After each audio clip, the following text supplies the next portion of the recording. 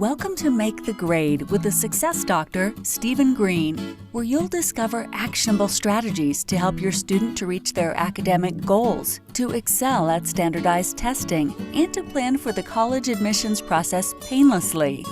And now, here's your host, Dr. Stephen Green. Hello, Dr. Stephen Green, the Success Doctor, saying hello. We got another episode of the Make the Grade podcast. And just to frame this, we are very much in the middle of the shut-in, the coronavirus COVID-19 stay at home. It has affected more or less every aspect of people's lives. But from my perspective, being in the education world, it has greatly affected education, specifically students who are now at home, essentially being homeschooled, sometimes by materials being provided by the school, sometimes a little bit more independently than that. And there's varying degrees of how that's working in terms of success. So what I wanted to address, because I have been continuing to tutor, I've been continuing to meet with students, all online, all virtually, all safe, but I'm getting a few very, very common repetitive comments. I just wanted to address them because I figure if they're asking it, scale it up, so are a lot of other people. And the biggest one is very simple. I cannot learn on my own. The students are saying this to me. I can't learn by going to a site, looking at a worksheet, maybe one example, and then trying to piece that together into an instructional mode. That's my turn, not theirs, and essentially learn it. That's one level they're having trouble with, is just that. And then the second thing that they're presenting is that they can't take idea one and link it to two and link it to three. And these are both things that normally would happen very commonly in a classroom setting when directed by the teacher. So I want to talk about some solutions, how I'm addressing this with some of my students, at least to the point that we can. Remember, this podcast and my community and everything that I'm trying to do is to provide actions that you students, you parents can take immediately, right in the middle of this podcast, right after, whatever, in order to maximize your education. That is the whole theme. It goes back to my book, and it's what runs through all these things I have to offer.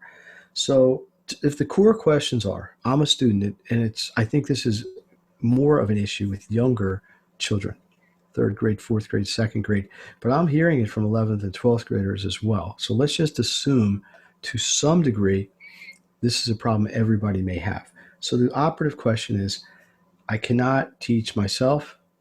What do I do? Okay. Now, there's an implication here that I want to just clear the air on right away, that if they can't teach themselves, is it because they're not getting good enough instruction from the web pages or Kami or Alexa, whatever system, Schoology, whatever system they're using?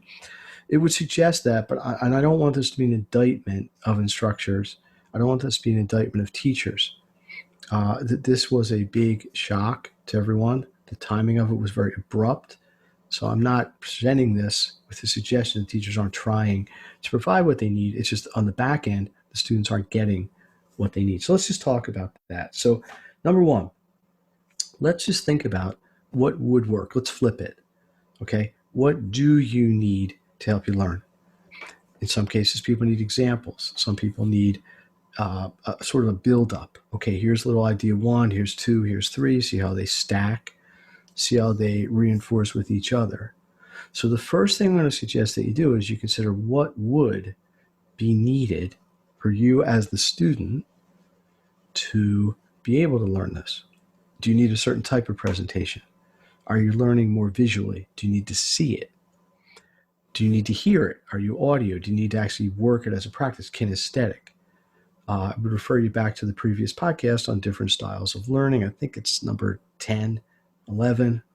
Probably should have done research on that, but hey, bigger fish to fry today. So think about number one, what would help you to learn?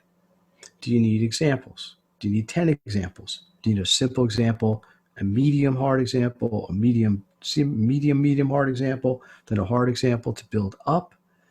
Do you need practice? Do you have to maybe learn a little bit, practice at that level, come back to the next level, learn some more practice at that level, and kind of step scale yourself up to it? How about the timing? That's another concern I'm hearing. I have all this to do. I only have so much time to do it. I can't get it all done in the time that I need. Okay, well, that's another issue. You gotta look at how you're budgeting your time. Now, if you are any sort of I use the word fan, subscriber, listener, participant in this community, you know time management is a huge piece for me. But I think I would sort of double down on this and say it's really about repetitive exposure. How many times do you have to look at the material in order to really feel like you're A, understanding it, B, having some level of mastery with it? And then you can ask yourself, what's a workaround? What's my alternative? Do I need to seek out a friend who maybe gets it, or a tutor, or maybe go off site and find a video somewhere that does provide them instructional material? I am here. My job, what I'd like my job to be, is to support and help those of you who are having these sort of challenges. But I want to flip it over and say, let's look at some of the silver linings. Okay, it's not a great situation. I don't think anybody's going to think this is look back and say how wonderful this was. But here's some of the things that may be positives. Number one is you can try to learn the material in a style that helps you. Perhaps you have a teacher that teaches style A and you learn best style B. This is a chance to kind of flip that around and try to learn and be exposed to the material in ways that are going to help you. So maybe you are better off learning the material with a video, whereas in school the teacher just lectures, which is audio. Maybe it's the other way around. The teacher shows a PowerPoint and you're just not getting it.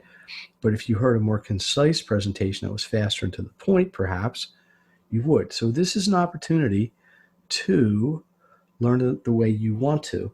The second thing is, to a point, you can work at your own pace. Now, that kind of maybe contradicts what we were talking about before if you have deadlines. But let's say you don't, or you're able to work on this every day. Because one of the things, the third real silver lining here is everybody has more time to address this. The 7 hours you would have been in school every day, from roughly 7 to 3 in the afternoon, you now can be at home. Some of you are not sleeping till 1 o'clock, like some people, students I have. But that said, you have a long time here. You have 45, 50, whatever hour for each class. Most people I'm looking at aren't having every class every day. You actually have more time to learn, digest, and absorb the material than you did in the past. So, challenge, maybe you're not getting instruction from the sites, from the school-based, curriculum-based material in a way that's helping you the most. Challenge two is finding workarounds for that. Do you want to try to find them on your own? Do you want to search them out? If you do, try to find ones that support how you would A, learn the best, and B, learn at the best pace.